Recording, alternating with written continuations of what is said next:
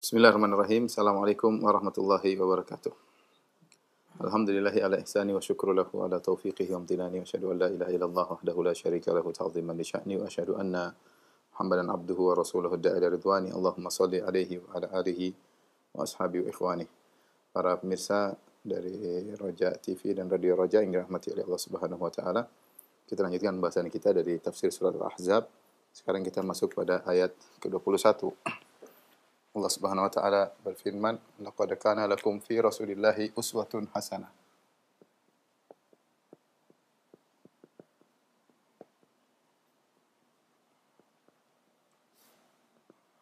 Liman kana yarjullah wal yawmal akhir wa dzakarallaha katsiran.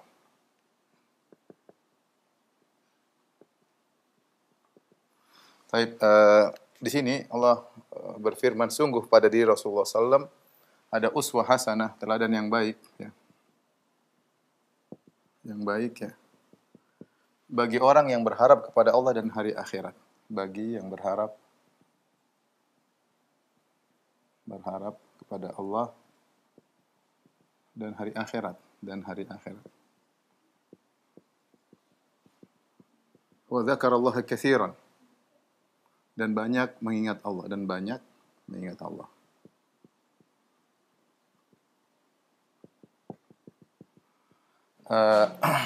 Laqad kana di sini artinya sungguh, ya. Laqad sungguh.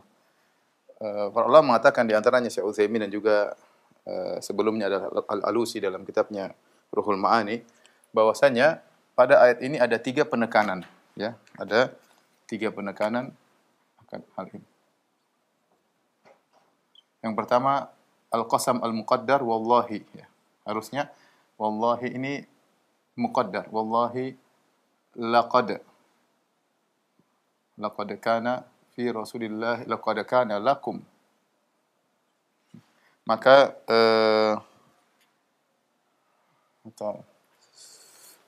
ada 3 penekan, maaf, ya. Ini penekanan pertama, wallahi sumpah. Yang pertama sumpah. Kemudian lam taukid untuk penekanan. Kemudian qad untuk penekanan juga. Seakan-akan Allah berkata, demi Allah, sungguh benar-benar bagi kalian pada diri Rasulullah SAW ada uswah hasanah, ada teladan yang baik, ya. Pada dasarnya ayat ini turun berkaitan dengan surat Al-Ahzab, sehingga banyak dari ahli tafsir menafsirkan uswah hasanah di sini ditafsirkan, ya. Banyak ahli tafsir menafsirkan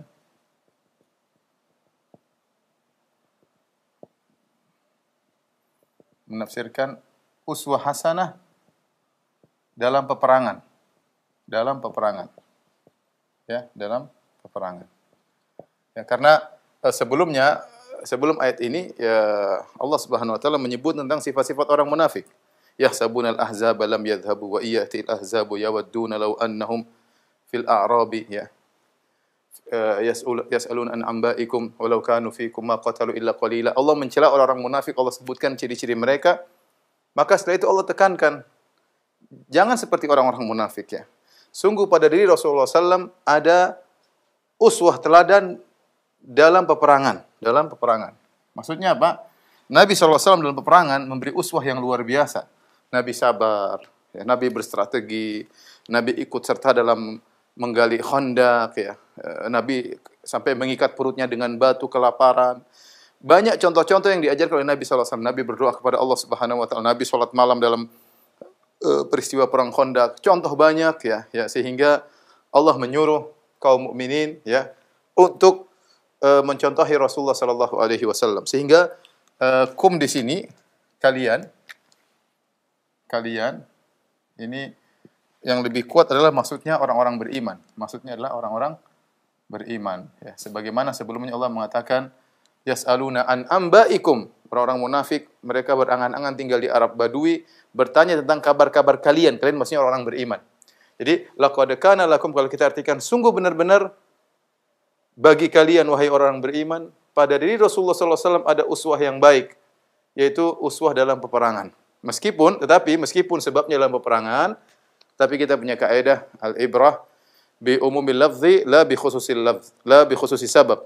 Yang jadi patokan bukanlah kekhususan sebab, tapi keumuman lafal.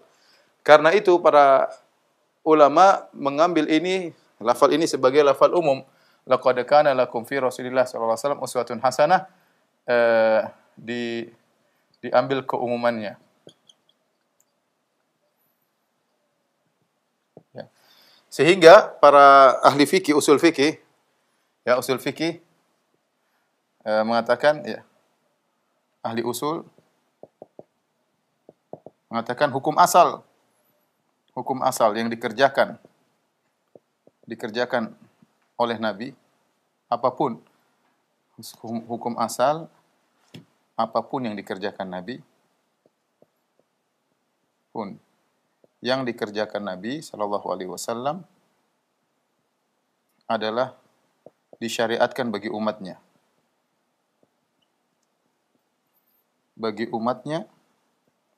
Hingga datang dalil yang mengkhususkan.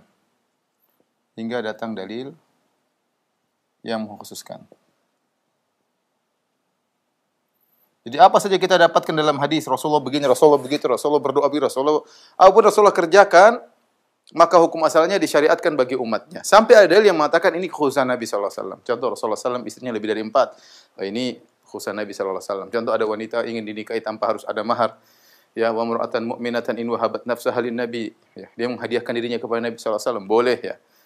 Dan banyak adapun kalau tidak ada dalil yang mengkhususkan, maka hukum asal semua yang dikerjakan oleh Nabi adalah sunnah bagi umatnya berdasarkan ayat ini. Laqad kana lakum fi Rasulillahi uswatun hasanah. Sungguh pada diri Rasulullah SAW ada uswah. Dan di sini Allah mendatangkan sifat kerasulan sebagai sebab kenapa Nabi harus adalah uswah,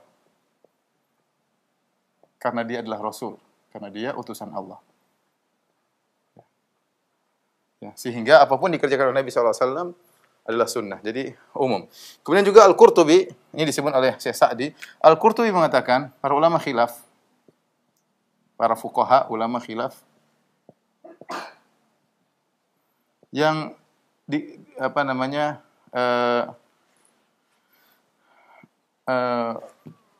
mengikuti Nabi atau uswah kepada Nabi, hukum asalnya wajib atau sunnah. Sampai demikian ya. Sampai ada yang khilaf, ini wajib atau sunnah ya. Yang benar Allah alam besok kembali terhadap kondisi Nabi SAW. Kalau Nabi mengucapkan perintah ya berarti wajib. Kalau Nabi mengucapkan perintah tetapi tidak pada derajat wajib, maka tidak wajib. Adapun fi'il Nabi SAW, perbuatan Nabi SAW yang tidak ada sighahnya, perkataan Nabi ada sighahnya, ada kerjakan, jangan kerjakan, lakukanlah, silakan. Perkataan Nabi banyak. Dari perkataan Nabi tersebut kita bisa menilai dengan usul fikih hukumnya wajib atau sunnah atau larangan atau makruh misalnya dari perkataan Nabi SAW. Adapun perbuatan Nabi SAW, maka hukum asalnya adalah sunnah, sampai ada qarinah yang menunjukkan dia berubah menjadi wajib. Allah alam bisawab. Tapi intinya ini ayat diartikan umum ya oleh para ulama bahwasanya pada diri Rasulullah SAW ada teladan yang baik. Dan menakjubkan agama Islam ya, kalau kita perhatikan contoh Nabi SAW, ketika Allah mengatakan Nabi uswatun hasanah, ternyata Nabi memberi contoh dalam segala hal ya, artinya dalam keperluan kebutuhan manusia rata-rata Nabi SAW sudah memberi contoh ya. Maksudnya Nabi adalah seorang bapak, seorang ayah, Nabi seorang suami, Nabi seorang kepala negara, Nabi seorang sahabat ya. Kemudian Nabi mengalami sakit, bagaimana contoh kalau seorang sakit bisa mencontohi Nabi SAW. Kemudian Nabi SAW misalnya mengalami musibah, terluka atau anak-anaknya meninggal atau istrinya meninggal, dialami oleh Nabi SAW. Kemudian Nabi bagaimana tidur sebagai manusia, bagaimana sunnahnya tidur. Kemudian Nabi beribadah, bagaimana kita bisa mencontohi Nabi dalam segala hal. Kemudian Nabi SAW bagaimana berhadapan dengan musuh-musuhnya. Ya, ada bagaimana Rasulullah SAW mengadakan perjanjian damai dengan Yahudi, bagaimana Rasulullah SAW mengatur strategi peperangan.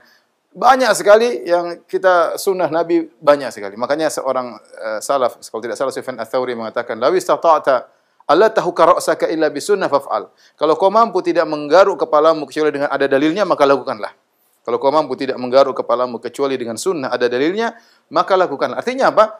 Sesungguhnya contoh yang diberikan Nabi sangat banyak ya. Sangat banyak ya. Dan ini kita tidak akan dapatkan dalam agama-agama yang lain. Maka benarlah Allah mengatakan laqad kana lakum fi Rasulillahi uswatun hasanah, yaitu Allah Subhanahu wa taala telah membuat skenario tentang Nabi sallallahu alaihi wasallam yang lengkap. Yang lengkap dari masa kecilnya sampai beliau meninggal dunia, yang semua kondisi-kondisi yang diperlukan oleh masyarakat Islam, bahkan negara Islam semuanya sudah ada. Semuanya sudah ada. Bahkan dalam berhubungan dengan musuh, dalam kondisi damai, dalam kondisi berperang, dalam mengirim utusan, ya, semuanya lengkap dan itu sudah dari Allah Subhanahu wa taala. Maka benarlah Nabi sallallahu alaihi wasallam uswatun hasanah. Kemudian kata Allah Subhanahu wa taala, "Liman kana yarjullaha wal yaumal akhir." Ya. Liman kana itu bagi orang-orang yang berharap kepada Allah dan berharap kepada akhirat. Berharap kepada Allah maksudnya berharap kepada pahala dari Allah. Ya. Wal yaumal akhir, ya, berharap ganjaran di hari akhirat. Di hari akhirat. Disebut hari akhir ya sebagaimana sering kita sampaikan karena dia adalah marhalah terakhir. Marhalah terakhir. Ya, karena kita tahu manusia ada 4 marhalah dari dia janin, marhalah pertama janin. Kemudian atau sebelumnya dia alam arwah, kemudian marhalah janin dimasukkan dalam perut ibunya, kemudian dia keluar marhalah berikutnya. Ya, kalau kita boleh marhalah ketiga ya, marhalah ketika dia menjadi manusia, hidup di sebelum, kemudian marhalah keempat ketika dalam alam barzakh. Ini marhalah terakhir atau marhalah kelima di hari akhirat. Maka disebut dengan hari akhirnya marhalah yang terakhir. Yang kedua, dia adalah hari yang tidak ada hari setelahnya. Kalau hari-hari di dunia akan ada hari setelahnya. Sekarang kita hari, nanti malam, besok muncul terbit fajar hari yang berikutnya. Terbit fajar, kemudian siang, kemudian sore, selesai pula hari tersebut. Muncul malam. Besok terbit fajar lagi hari berikutnya ya. Ya. Selama ada malam, ada siang, maka akan ada hari setelahnya. Pada hari kiamat kelak tidak ada namanya hari setelahnya. Hari sudah selesai. Tidak ada matahari, rembulan, enggak ada. Pergantian siang malam sudah enggak ada. Matahari, rembulan, wajumi asyamsu wal qamar dikumpulkan, kuwirat dilemparkan, ya. Al-asyamsu wal qamar yukawwarani, ya. Matahari dan rembulan dilempar dalam neraka, tidak ada siang dan malam. Ya, terus hari tersebut tidak ada hari setelahnya. Hari tersebut tidak ada ujungnya. Terus ketika seorang sudah dibangkitkan, dia akan mengalami padang mahsyar sampai 50.000 tahun, kemudian dia masuk surga dan sirat, masuk surga atau neraka, tidak ada penghujungnya abadi selama-lamanya, maka disebut dengan hari akhirat. Ya, dan sering digandengkan antara iman kepada Allah, sering digandengkan. Iman kepada Allah dan hari akhir.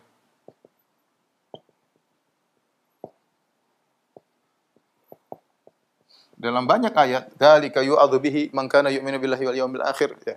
Dalam Al-Qur'an, dalam hadis juga banyak. Man kana yu'minu billahi wal yawmil akhir, banyak. Allah gandengkan beriman kepada hari akhirat. Kenapa? Karena beriman kepada hari akhirat inilah yang memotivasi orang untuk beramal soleh dan meninggalkan kemaksiatan. Kalau orang beriman kepada hari akhir dengan iman yang kuat, dia mestinya semangat beramal soleh dan dia berani meninggalkan kemaksiatan.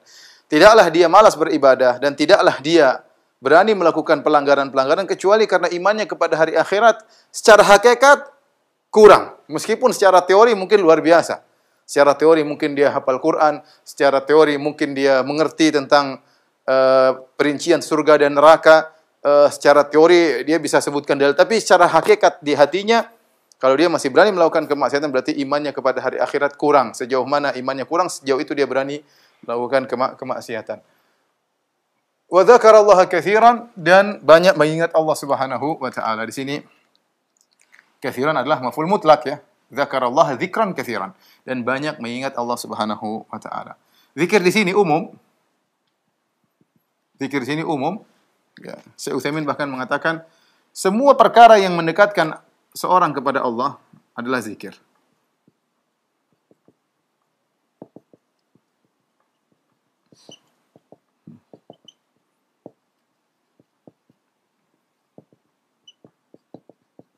adalah zikir. Jadi zikir bukan cuma subhanallah, alhamdulillah, Allahu akbar. Semua yang berikan diri seorang kepada Allah Subhanahu wa taala adalah zikir. Makanya Allah mengatakan alladzina yadhkurullaha qiyaman wa qu'udan wa ala junubihim. Orang-orang yang berzikir kepada dalam kondisi berdiri, dalam kondisi duduk, dalam kondisi berbaring. Mereka mengingat Allah. Mengingat Allah bisa dengan menuntut ilmu, mengingat Allah dengan wa yatafakkaruna fi khalqis samawati wal ard. Mereka merenungkan tentang penciptaan langit dan bumi, itu zikir. Orang melihat matahari luar biasa, orang melihat rembulan luar biasa. Bagaimana matahari rembulan selalu dengan orbitnya, tidak terlambat sedetik, tidak kemajuan sedetik, sesuai dengan orbitnya dan ada aturannya, ya. Luar biasa melihat bagaimana agungnya ciptaan Allah Subhanahu wa taala. Ini adalah zikir. Mempelajari ilmu agama, ya. Pelajari hadis, pelajari ayat-ayat Al-Qur'an, ya, zikir, ya. Subhanallah, alhamdulillah, berzikir. Baca Al-Qur'an apa? Zikir. Zikir maknanya banyak, ya. Ikut pengajian adalah zikir, mengingat Allah Subhanahu wa taala. Makanya Allah mengatakan fas'alu ahla dzikri in kuntum la ta'lamun. Bertanyalah kepada ahlu zikir, tukang zikir kalau kalian tidak mengerti. Apa maksudnya tukang zikir di situ? Bukan tukang zikir-zikir, tapi maksudnya orang yang ahli ilmu. Karena ilmu Allah adalah ilmu tentang agama adalah zikrullah. Adalah salah satu bentuk seorang mengingat Allah Subhanahu wa taala. Oleh karenanya semua perkara yang mendekatkan seorang kepada Allah adalah zikir. Kalau ke berjalan kita ingat Allah Subhanahu wa taala. Kita melihat suatu kondisi kita ingat Allah Subhanahu wa taala. Tidak, maksud saya zikir jangan dipahami secara sempit, hanya dipahami zikir itu subhanallah walhamdulillah wala ilaha illallah Allahu akbar la haula wala quwwata illa billah. Itu salah satu bentuk zikir, tapi zikir kepada Allah banyak bentuknya. Di sini Allah menyebutkan, ini sekedar ilmu nahwu, lakum, ya. Adalah kum. Di sini juga ada liman, ya. Sehingga ini hukumnya apa? Ada yang badal, ya. Badal. Ada dua kemungkinan, tapi yang disampaikan kemungkinan yang kuat badal di sini adalah badal mutabik, badal yang menggantikan lakum. Maksudnya laqad kana lakum, pada diri Nabi, pada kalian itu adalah uswah, yang orang-orang beriman yang mengikuti perang Khandaq, mereka mengharap Allah, mereka berharap pahala dari Allah, mereka berharap pahala di akhirat, dan mereka banyak mengingat Allah Subhanahu wa taala. Jadi mereka-mereka ini yang Allah katakan sungguh pada diri Rasulullah SAW. Bagi kalian ini maksudnya siapa? Ini orang-orang yang ingat kepada Allah, yang berharap pahala dari Allah, berharap pahala pada hari akhirat, dan banyak mengingat Allah Subhanahu wa taala. Baik. Ayat berikutnya, kata Allah Subhanahu wa taala setelahnya, walamma ra'al mu'minuna al-ahzab walamma ra'al mu'minuna al-ahzab qalu hadza ma wa'adana Allah wa rasuluhu wa sadaqa Allah wa rasuluhu wa ma zadahum illa imanan wa taslima. Kata Allah Subhanahu wa taala, tatkala orang-orang beriman melihat al-ahzab, yaitu ketika musuh benar-benar datang setelah mereka menggali Khandaq sekitar seminggu, sepekan, kemudian yang dikhawatirkan ternyata benar-benar datang 10.000 pasukan. Apa yang mereka katakan? Qalu hadza ma wa'adana Allah wa rasuluhu. Ini yang sudah dijanjikan oleh Allah dan Rasulnya. Ya. Wa sadaqallahu wa rasuluhu, dan sungguh benar Allah dan Rasulnya. Ya. Wa ma zadahum illa imanan wa taslima, dan tidak menambah bagi mereka kecuali keimanan dan kepasrahan. Tawakal kepada Allah. Mereka semakin tambah iman mereka, dan mereka semakin tawakal kepada Allah. Dalam kondisi genting iman mereka semakin naik. Ini sifat-sifat para sahabat yang dipuji oleh Allah, para peserta perang Khandaq. Karena ayat ini berkaitan dengan para sahabat yang ikut serta dalam perang Khandaq. Allah sampaikan mereka dalam kondisi genting semakin tambah iman dan semakin tambah tawakal mereka kepada Allah Subhanahu wa taala. Dan ini adalah Allah menyinggung orang-orang munafik yang sifat mereka bertolak belakang dengan sifat orang-orang beriman. Orang munafik bagaimana mereka ketakutan, ya. Yanzuruna ilaika taduru a'yunuhum kalladhi yuksha alaihi minal maut, ya. Seperti orang yang ketakutan, ya. Sampai Ahzab sudah pergi, yahsabunal ahzaba lam yadhhabu. Pasukan kaum musyrikin Abu Sufyan dan pasukannya 10.000 sudah pergi, mereka masih ketakutan, mereka menyangka masih ada di situ. Sehingga Allah mengatakan yahsabunal ahzaba lam yadhhabu. Orang-orang munafik menyangka pasukan belum pergi, padahal sudah pergi. Sudah pergi saja mereka masih ketakutan. Sementara kaum mukminin di hadapan mereka ada ahzab, mereka semakin bertambah keimanan. Ya. Orang-orang munafik apa yang mereka katakan ketika melihat ahzab? Mereka mengatakan ma wa'adana Allah wa rasuluhu illa gurura. Allah dan Rasulnya tidak menjanjikan kepada kita kecuali hanya hanya tipu muslihat semata. Kita ini ketipu. Bayangkan, mereka mengatakan Allah dan Rasulnya menipu kita. Adapun orang beriman semakin bertambah imanan wa taslima. Imanan wa taslima. Jadi di sini Allah bandingkan antara sifat orang-orang munafik dengan sifat orang-orang beriman. Setelah itu Allah berfirman, "Minal mu'minina rijalun shadaqu ma ahadullah alaih." Di antara orang yang beriman, ya, ada orang-orang yang menepati apa yang telah mereka janjikan kepada Allah. Faminhum man qada nahbahu, di antara mereka ada yang gugur, meninggal dunia dalam mati syahid. Wa minhum man yantazir, di antara mereka ada yang menanti. Wa ma baddalu tabdila, dan mereka tidak pernah mengubah janjinya. Wa ma baddalu tabdila. Ayat ini juga adalah perbandingan antara orang beriman dengan orang munafik. Lihat, Allah sebutkan di antara orang beriman, ya, minal mu'minina rijalun, di antara orang beriman ada sekelompok orang shadaqu ma ahadullah alaih. Mereka berjanji kepada Allah dan mereka menepati janji mereka. Para ahli tafsir menyebutkan di antaranya Anas bin Nadhr. Ya, pamannya Anas bin Malik radhiyallahu taala. Anas bin Nadhr, seorang sahabat yang mulia, ya, yang luar biasa keimanannya. Ketika terjadi perang Badar, dia tidak ikut perang Badar. Kemudian dia merasa sedih, merasa berat tidak ikut serta dalam perang Badar. Maka kemudian dia berjanji, dia mengatakan, la in arani Allahu mashhadan ma'a Rasulillah sallallahu alaihi wasallam la yarayanallahu ma asna'. Kata dia, seandainya Allah kasih saya kesempatan lagi ikut perang bersama Nabi sallallahu alaihi wasallam, maka Allah akan lihat apa yang akan saya lakukan. Dia tidak bilang macam-macam, tapi dia bilang, saya berjanji kepada Allah, kalau Allah kasih saya kesempatan lagi untuk bisa berjihad bersama Nabi, karena dia tidak sempat ikut perang Badar dan dia menyesal. Kalau saya diberi kesempatan lagi, saya akan berperang dan Allah akan lihat apa yang akan saya lakukan. Dan ternyata benar, ketika perang Uhud, maka dia kemudian benar-benar berperang dengan sehebat-hebatnya, ya, sampai dia mengatakan, inni la ajidu rihal jannah min kibali Uhud. Sungguh aku mendapati bau surga dari arah gunung Uhud.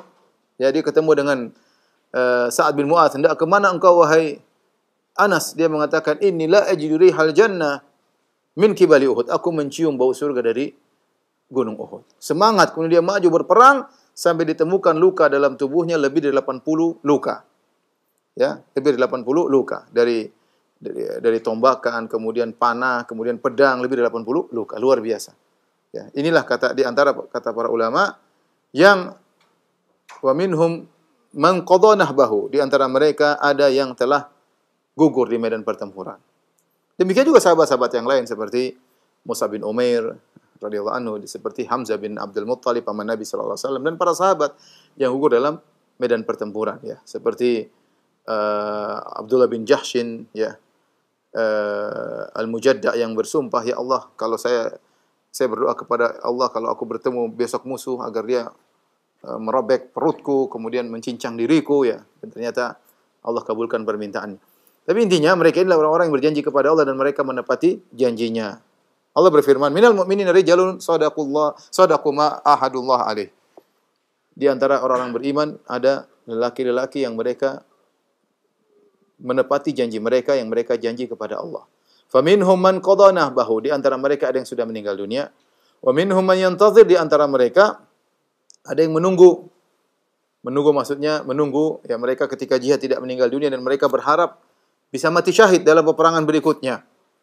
Ya, tetapi mereka ada sebagian yang dapatkan, ada yang tidak dapatkan. Seperti Khalid bin Walid radhiyallahu taala anhu yang ingin mati syahid namun dia tidak mati syahid sampai akhirnya meninggal di atas tempat tidurnya, ya. Padahal dia berperang dengan begitu banyak peperangan, jadi panglima, terluka badannya sana sini.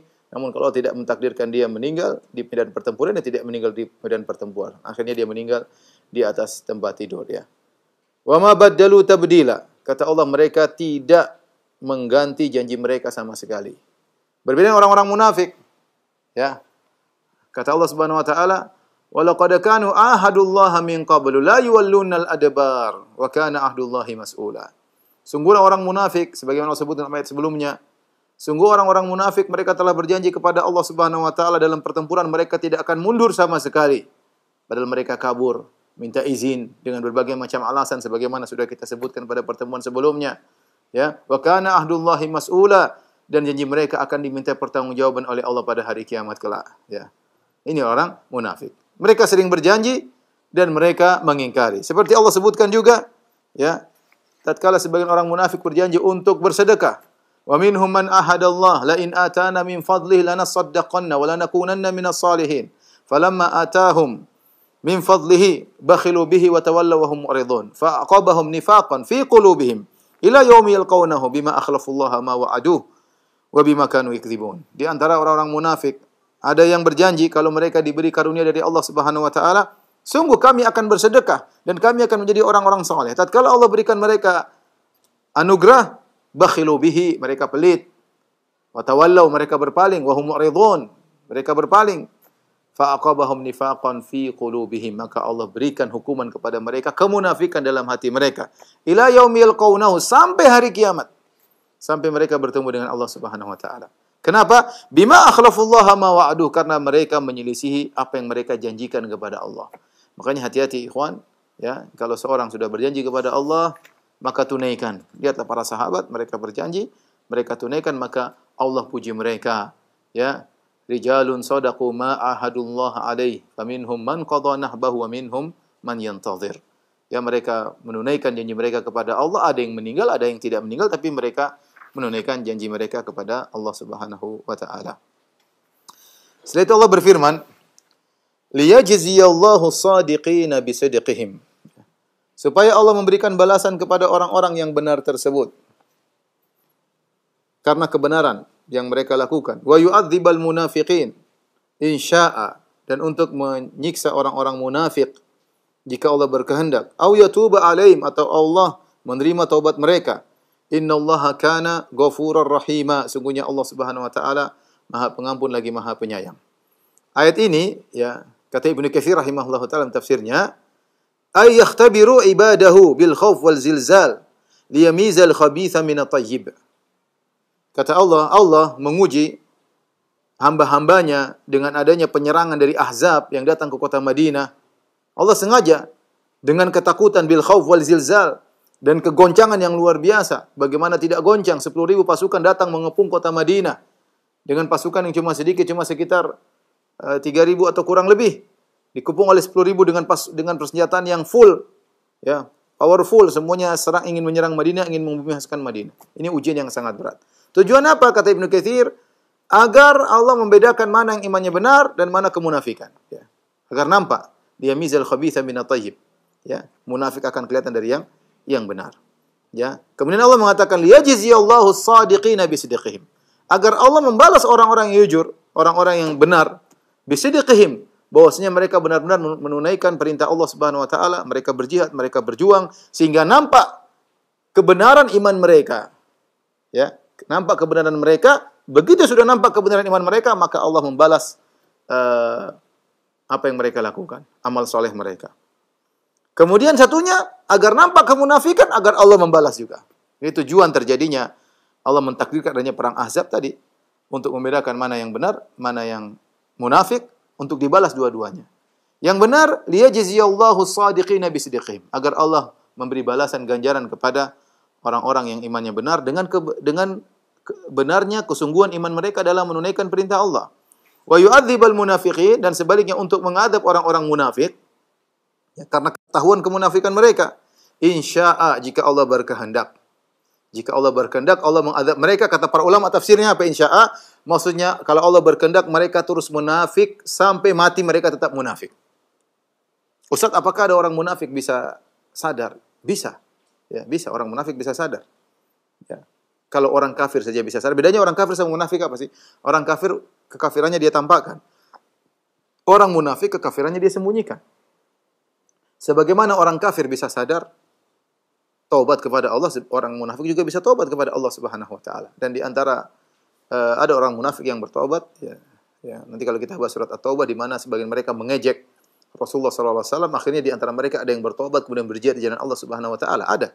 Makanya Allah mengatakan di sini, wa yu'adzibal munafiqina in syaa'a, dan Allah mengadab orang-orang munafik jika Allah berkehendak. Maksudnya apa? Allah berkehendak mengadab mereka dengan menjadikan mereka terus munafik sampai hari kiamat. Seperti tadi Allah sebutkan dalam yang saya bacakan tadi. Fa'aqabahum nifaqan fi qulubihim ila yaumi yalqaunahu. Allah memberi hukuman kepada mereka dengan kemunafikan yang terus bercokol dalam dada mereka, dalam hati mereka sampai bertemu dengan Allah Subhanahu wa taala. Waliyadzubillah. Tetapi ada di antara mereka yang bertobat, au yatuba alaihim. Atau di antara mereka ada yang sadar kemudian bertobat kepada Allah, Allah terima tobatnya. Innallaha kana ghafurur rahima. Sungguhnya Allah Maha Pengampun lagi Maha Penyayang. Ini dalil bahwasanya orang munafik kalau bertobat diterima oleh Allah Subhanahu wa taala, ya, diterima oleh Allah Subhanahu wa taala. Kemudian Allah Subhanahu wa taala berfirman, "Wa raddallahu alladhina kafaru bighaidhihim." Dan Allah menghalau atau menolak orang-orang kafir, ya. Bighaidhihim, Allah memulangkan mereka dalam kondisi mereka marah, ya, menyimpan kemarahan yang besar dalam dada mereka. Lam yanalu khaira, dan mereka tidak mendapatkan kebaikan sama sekali. Wa kafallahu almu'minina alqital, dan Allah Subhanahu wa taala, ya, menghindarkan orang-orang mukmin dari peperangan. Wa kana Allahu qawiyyan aziza, dan sungguhnya Allah Subhanahu wa taala Maha kuat dan Maha perkasa. Ayat ini Allah menjelaskan tentang nikmat yang Allah berikan kepada kaum mukminin, ya. Kata Allah Subhanahu wa taala, "Wa raddallahu alladhina kafaru bighaidhihim." Allah memulangkan orang-orang kafir, Abu Sufyan dengan ahzabnya 10.000 orang, pulang dengan kejengkelan yang luar biasa. Kenapa jengkel? Karena bayangkan mereka sudah 10.000 pasukan dengan membawa perlengkapan yang sudah full, dengan sudah niat ingin menghanguskan kota Madinah.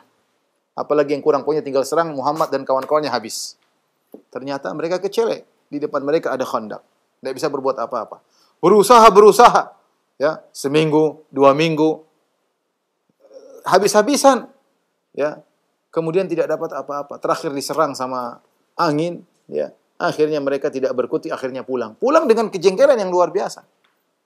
Datang dengan penuh kesombongan, 10.000. Gimana Muhammad mau menang lawan 10.000 pasukan?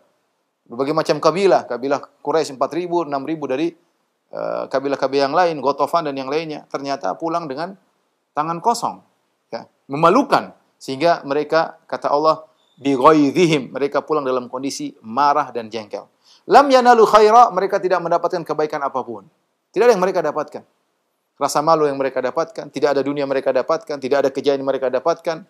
Tidak dapat apa, bahkan malu pulang dalam tangan kosong, malu, ya, 10.000 kepung tidak ada hasilnya apa-apa, ya. Kata Allah, wa kafallahu almu'minina alqital. Wa kafallahu almu'minina alqital, ya. Sini kata Allah, wa kafallahu al-mu'minina al-qital. Yaitu Allah mencukupkan kaum mukminin dari pertempuran. Kalau kita artikan secara bahasa, yaitu Allah mencukupkan kaum mukminin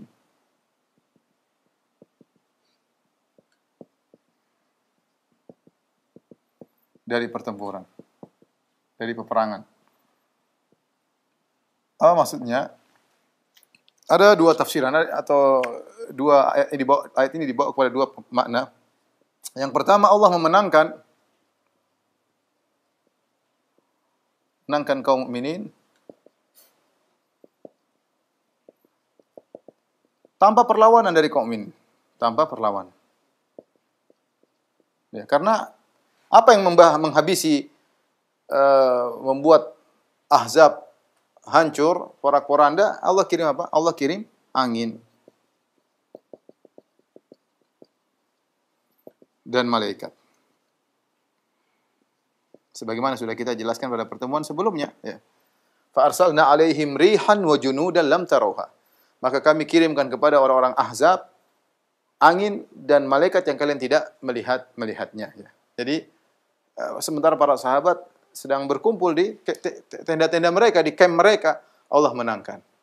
Yang kedua, wa kafallahu al-mu'minina al-qital.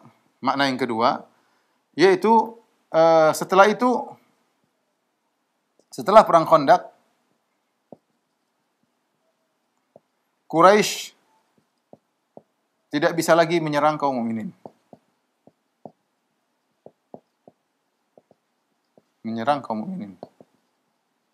Bahkan sebaliknya. Makanya ketika yang menakjubkan di antara mukjizat Nabi sallallahu alaihi wasallam ketika Ahzab pada kabur, ya. Maka Nabi berkata, "Al-ana nagzuhum wa la yagzunana." Kata Nabi sallallahu alaihi wasallam, sekarang sebaliknya kita yang akan menyerang mereka dan mereka tidak bakalan menyerang kita lagi. Setelah mereka pergi, itu tahun ke-5 Hijriah. Dan benar setelah itu kaum mukminin yang menyerang, memberi pelajaran bagi kabilah-kabilah yang kurang ajar. Kemudian Nabi menyerang dalam Fatu Makkah, terjadi peperangan, Nabi menyerang Taif, Nabi menyerang Hunain, Nabi sallallahu alaihi wasallam menyerang karena memberi pelajaran kepada mereka, ya. Padahal ketika Nabi ngomong begitu, Nabi 3.000 orang, mereka 10.000 orang. Ya, tetapi Nabi mengatakan al-an nagzuhum. Mulai saat ini kita yang menyerang mereka. Dan ini makanya Allah mengatakan wa kafallahu al-mu'minina al-qital. Allah mencukupkan, ya Allah yang memenangkan kaum mukminin dalam peperangan, ya. Wa kana Allahu qawiyyan aziza, dan adalah Allah Subhanahu wa taala Maha kuat dan Maha perkasa. Setelah itu Allah Subhanahu wa taala berfirman, "Wa anzalallahu wa anzala alladhina dhaharuhum min ahli alkitab min sayasihim wa qadhafa fi qulubihim ar-ru'b fariqan taqtuluna wa ta'siruna fariqan." Di antara hasil dari peperangan Khandaq setelah Ahzab pergi, sebagaimana pernah kita jelaskan dalam sirah nabawiyah, setelah Al-Ahzab, Abu Sufyan dan kabilah Ghatafan dan yang lainnya pada kabur dari kota Madinah, maka Nabi melanjutkan peperangan kepada perang Bani Quraidah. Perang Bani Quraidah. Nabi baru pulang, Jibril mengatakan, lanjutkan, pergilah ke Bani Quraidah. Ya, kami para malaikat belum meletakkan senjata. Maka Nabi pun menyusul Jibril untuk menyerang Bani Quraidah. Dan hasilnya, ya, kata Allah, wa anzala alladhina dhaharuhum min ahlil kitab min sayasihim. Maka kami turunkan, yaitu kami keluarkan orang-orang Yahudi Bani Quraidah dari benteng-benteng mereka yang mereka membantu Ahzab.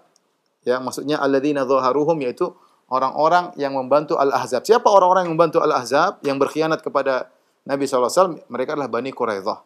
Bani Quraidah, ya. Akhirnya mereka dikeluarkan dari benteng-benteng mereka. Sebagaimana sudah kita jelaskan dalam perang Bani Quraidah, ceritanya panjang. Tapi intinya Allah keluarkan mereka dari benteng-benteng mereka, wa qadhafa fi qulubihim ar-ru'ba. Dan Allah mengirimkan rasa takut dalam dada-dada mereka. Dan luar biasa, Bani Quraidah benar-benar ketakutan. Sampai saking takutnya mereka tidak bisa berkutik apa-apa. Padahal mereka banyak dan mereka sudah masuk dalam benteng. Saking takutnya akhirnya mereka tunduk kepada hukumnya Sa'ad bin Mu'adz radhiyallahu taala anhu. Dan hukum yang ditetapkan Sa'ad bin Mu'adz kepada mereka adalah dibunuh. Mereka dibunuh. Dan ketika mereka dibunuh, mereka tidak ada perlawanan sama sekali. Orang-orang Yahudi Bani Quraidah. Kenapa? Wa qadhafa fi qulubihim ar-ru'ba. Allah telah mengirimkan rasa takut dalam dada mereka. Oleh karenanya di antara senjata paling kuat adalah rasa takut yang Allah berikan kepada musuh. Dan Rasulullah SAW mengatakan di antara keistimewaan Nabi SAW, nusirtu bir-ru'bi masirata syahr. Nabi mengatakan, aku ditolong oleh Allah dengan rasa takut yang Allah berikan kepada musuh-musuh. Sebulan perjalanan, Nabi belum sampai, mereka sudah ketakutan. Dan itu benar-benar kenyataan.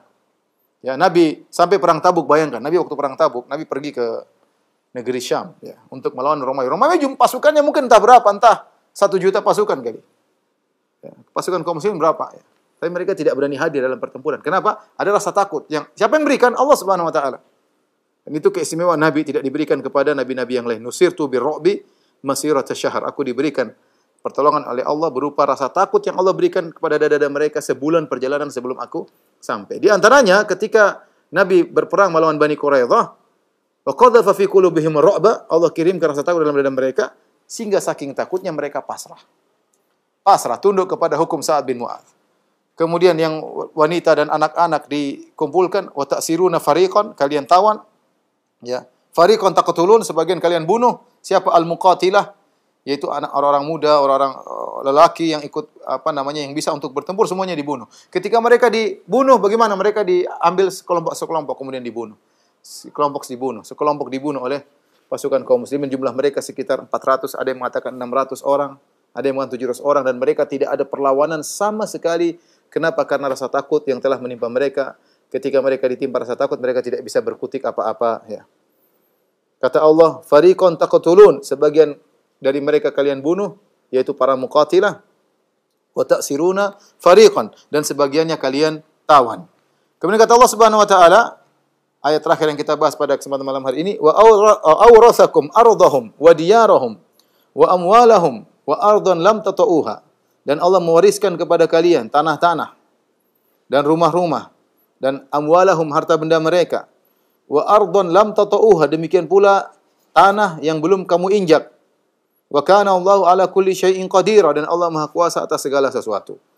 Artinya apa? Ketika Bani Quraidah diusir dari atau dibunuh oleh pasukan kaum muslimin karena pengkhianatan mereka dalam perang Ahzab, mereka memutuskan perjanjian damai, mereka membela, mendukung Ahzab. Maka setelah mereka dibunuh, maka tanah mereka diwariskan bagi kaum mukminin, ya. Kemudian rumah-rumah mereka juga diwariskan bagi kaum mukminin. Harta mereka berupa emas dan perak dan alat-alat perang semuanya diwariskan bagi kaum mukminin.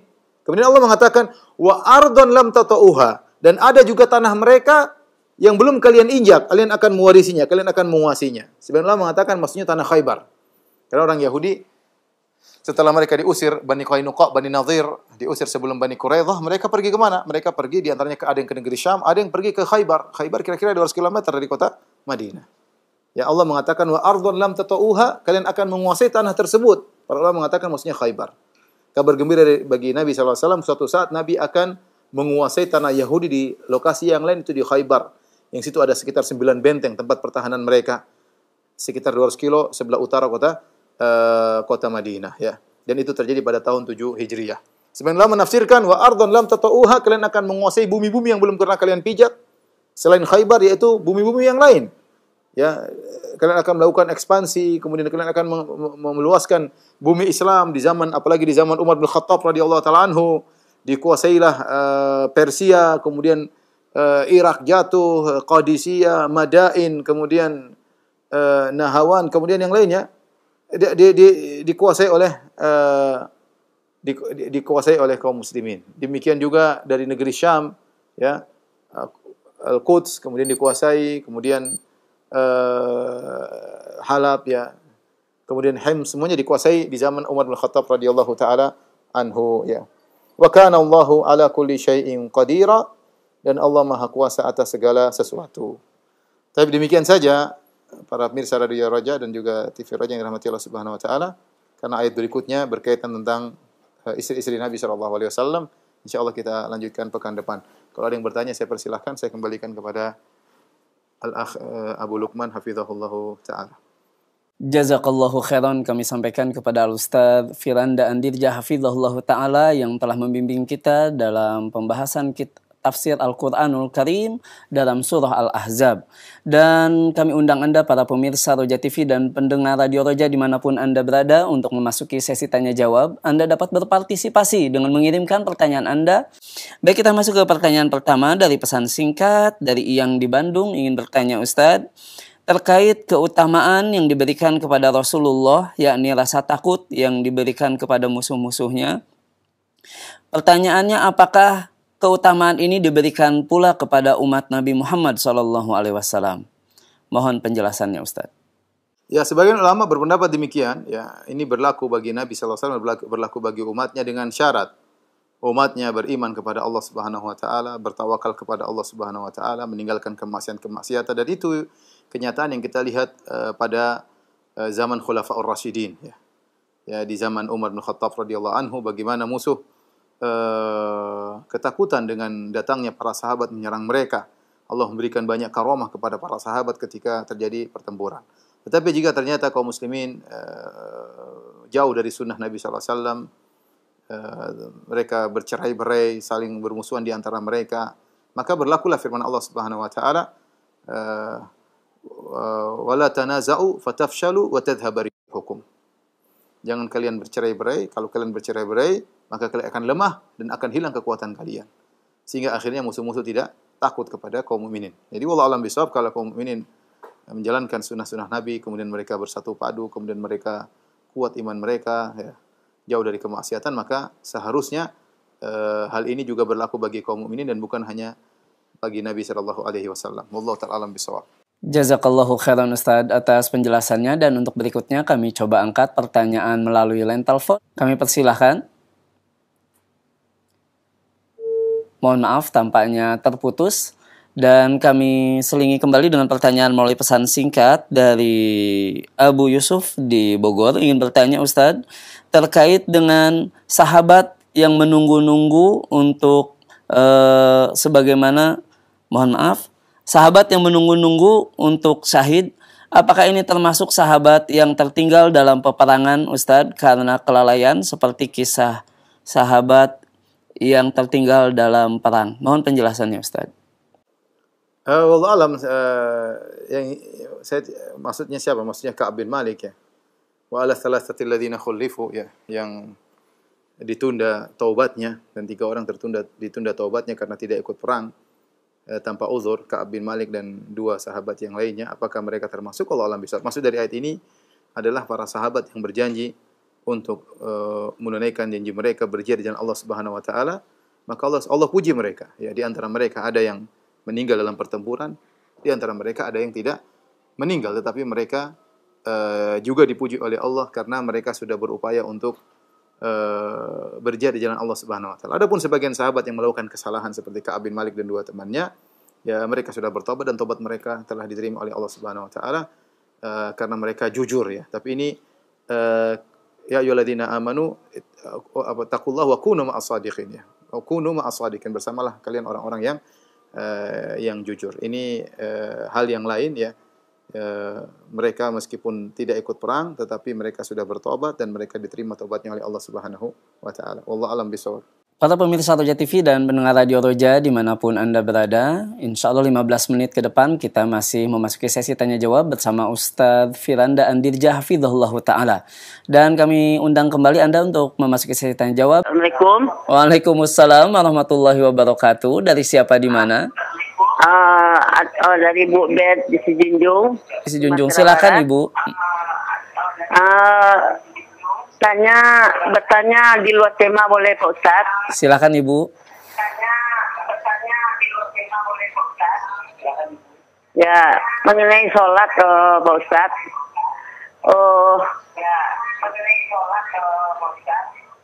Sesudah takbiratul ihram kan kalau sholat wajib kita membaca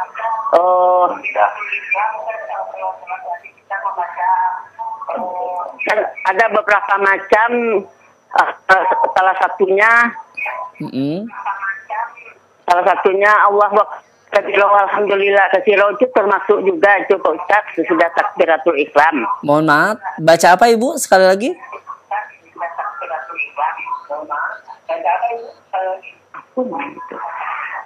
Sesudah takbiratul ihram, sudah Allahu Akbar,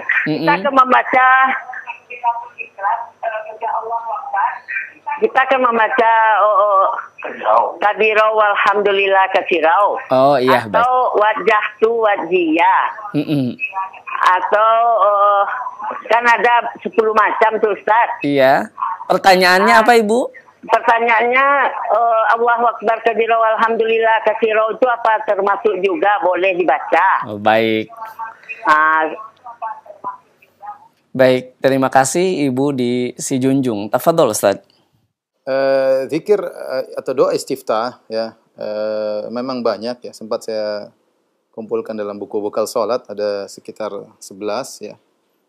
Atau 12 ya, 12. Dan sunnahnya dalam membaca doa istiftah adalah kita memilih salah satunya. Memilih salah satunya, tidak menggabungkannya.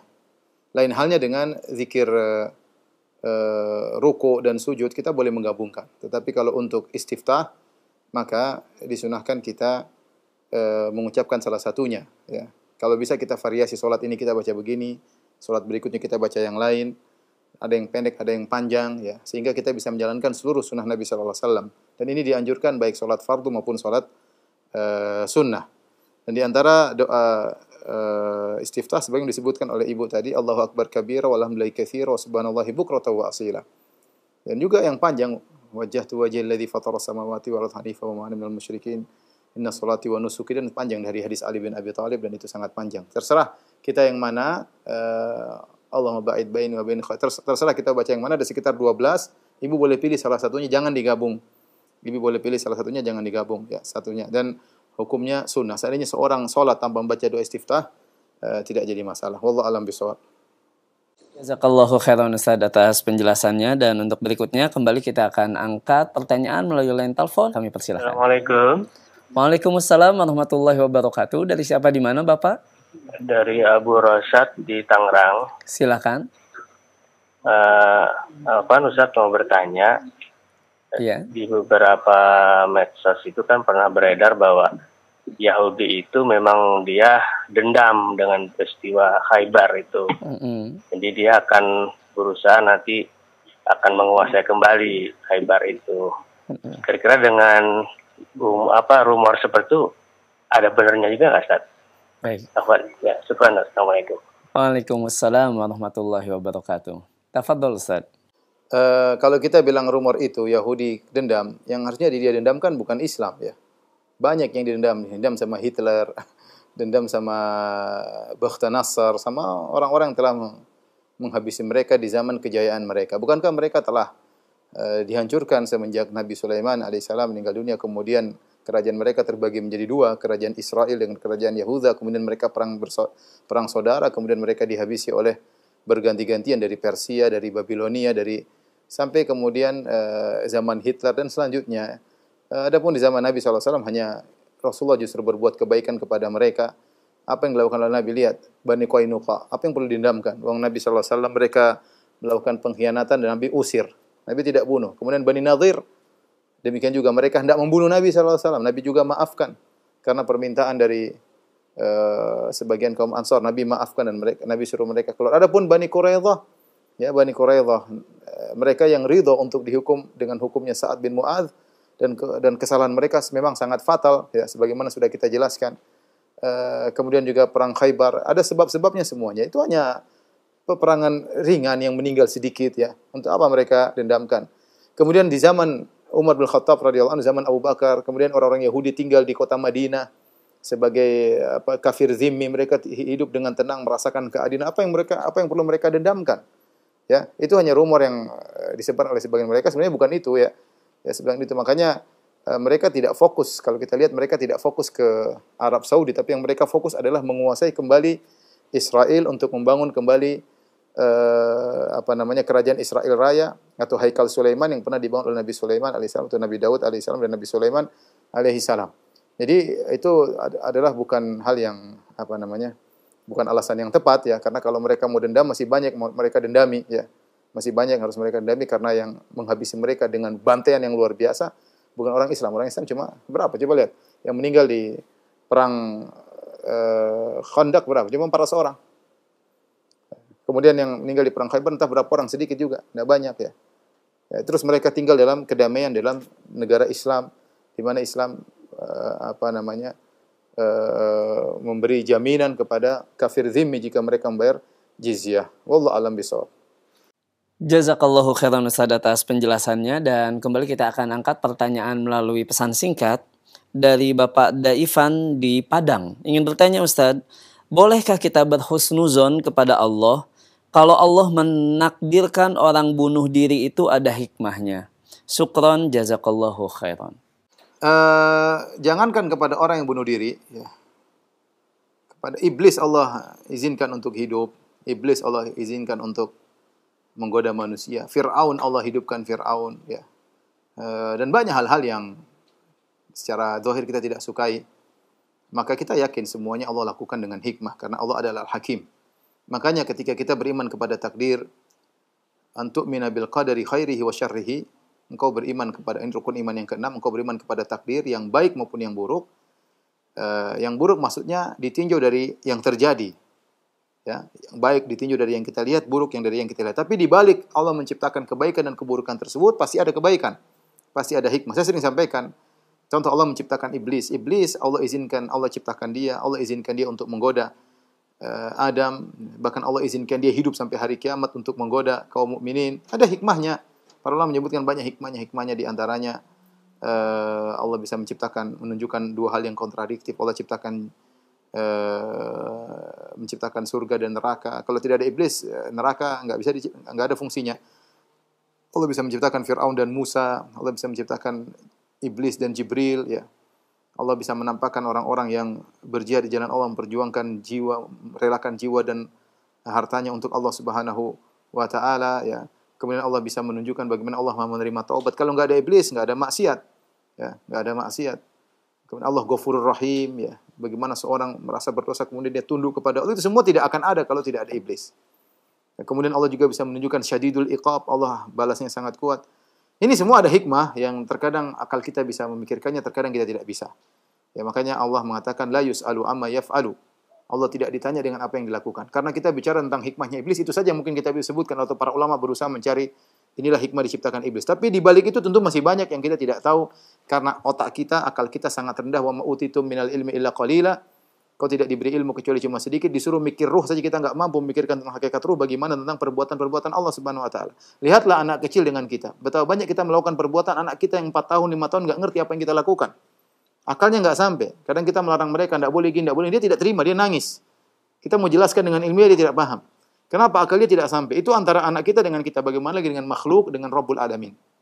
Oleh karenanya, apa yang terjadi, keburukan apapun, ya, mau ada orang bunuh diri, mau ada penjahat, ada orang bengis, ada keburukan, ada bencana alam, semuanya Allah yang takdirkan. Dan di balik semua itu ada hikmah. Makanya, semua perbuatan Allah tidak ada yang buruk. Nabi di antara doa istiftah, Nabi mengatakan, وَشَرُّ لَيْسَ إِلَيْكَ وَشَرُّ لَيْسَ إِلَيْكَ. Keburukan tidak disandarkan kepada engkau, ya Allah.